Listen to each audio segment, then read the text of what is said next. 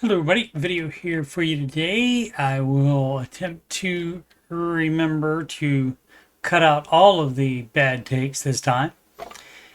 I think the narration has changed a little for the Secret Skinwalker Ranch. Robert Clotworthy says that the findings of the government / former owner Robert Bigelow and his company have never been revealed to the public. He also says that the current team will stop at nothing to reveal the secret of Skinwalker Ranch. Maybe I'll change my shortened version too, but not this week. There is a ranch in northern Utah that's considered to be the epicenter of the strangest and most disturbing phenomena on Earth. Bizarre UFO sightings, animal mutilations, and unusual energies that have been proven harmful to humans. The federal government tried and failed for 20 years to find answers, but now a new team of experts has taken over, determined to reveal the secret of Skinwalker Ranch. This is the no-cap recap of the Secret of Skinwalker Ranch, Season 6, Episode 3, called Smoke It Out, originally aired June 17, 2025. For more Skinwalker Ranch recaps, there's a playlist link in the upper right. The episode starts at the Mesa drill site, where a third party is attempting to widen a borehole drilled horizontally near the bottom of the mesa and then curved upwards to come out of the top of the mesa.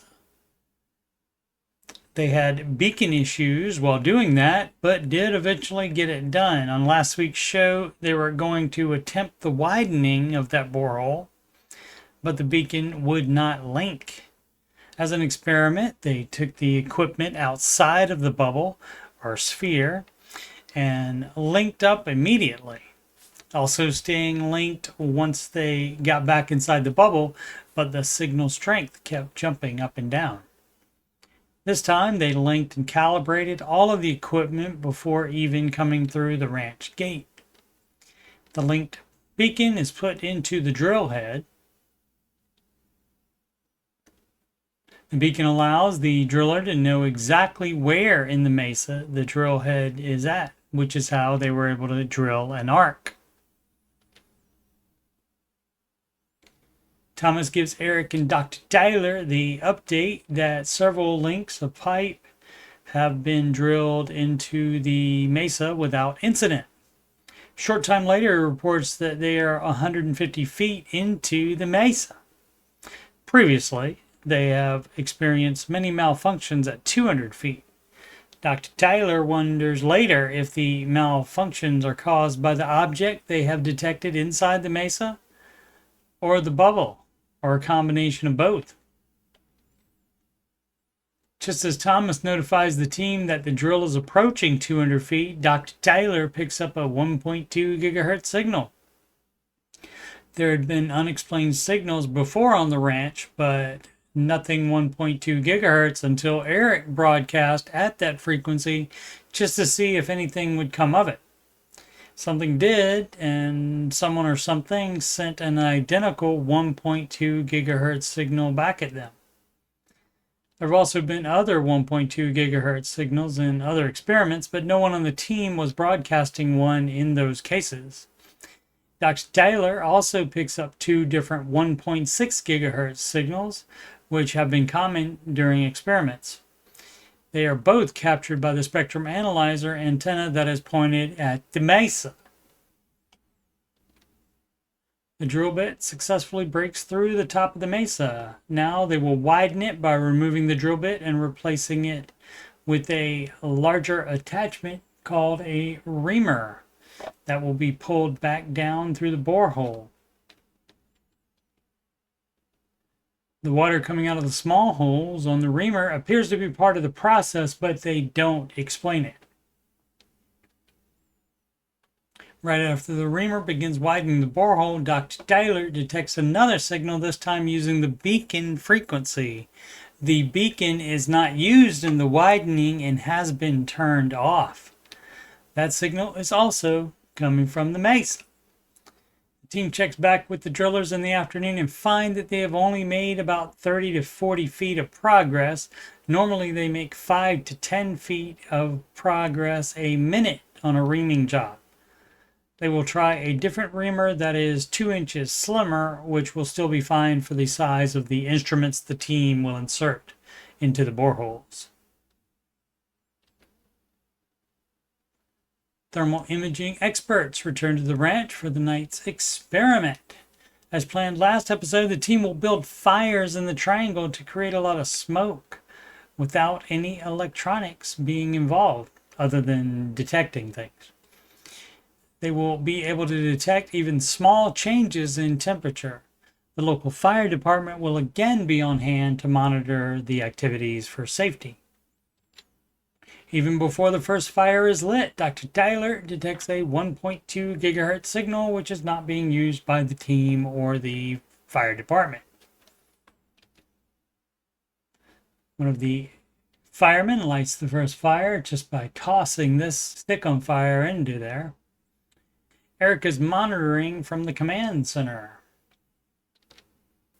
The other fireman lights the second fire but doesn't throw it this time. It produces a big smoke bubble. The FLIR camera captures a cold pocket forming. This is not the first time this has happened on the ranch. Dave Mason, the inventor of the not commercially available software, says he has never seen anything like this, nor would he ever expect to.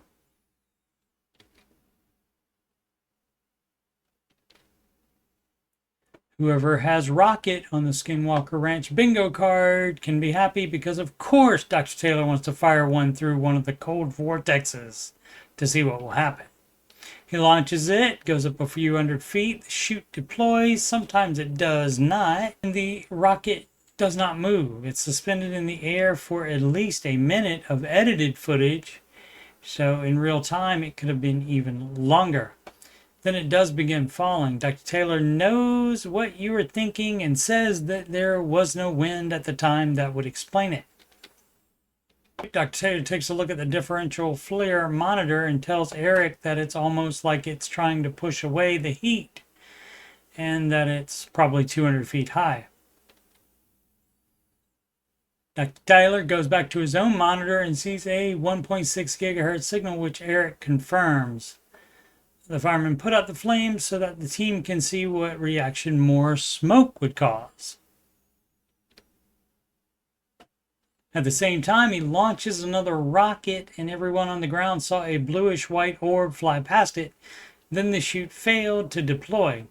Unfortunately, the camera crew does not pick up any visual of it, but perhaps the high-speed or other cameras have. Dr. Taylor estimates that it was about 100 feet above the ground and traveling 50 to 80 miles per hour. After the data processing is done, the team gathers the next afternoon to go through the findings. First, a night vision shot of a UAP moving to the upper right above the mesa. Then the FLIR image of the dark cold zones, which was about at the height of the blob the team captured on camera previously. The effect was constant throughout the entire experiment. Kelsey's LiDAR SLAM scanner could see the smoke. The interesting thing about that is that it has straight lines that make a right angle and one longer line towards the east. Looking at it from the east, you can see what looks similar to the blob in the smoke. Also, LiDAR is the only technology that captured the UAP. None of the other cameras did. In this LiDAR image, on the left side is what Pete thinks is the rocket, and the right side is the edge of the bubble. The straight overhead view shows the top of the bubble. Dr. Taylor points out the concentric circles. He will see about getting larger rockets that can fit more instruments to track the entire flight of future rocket launches.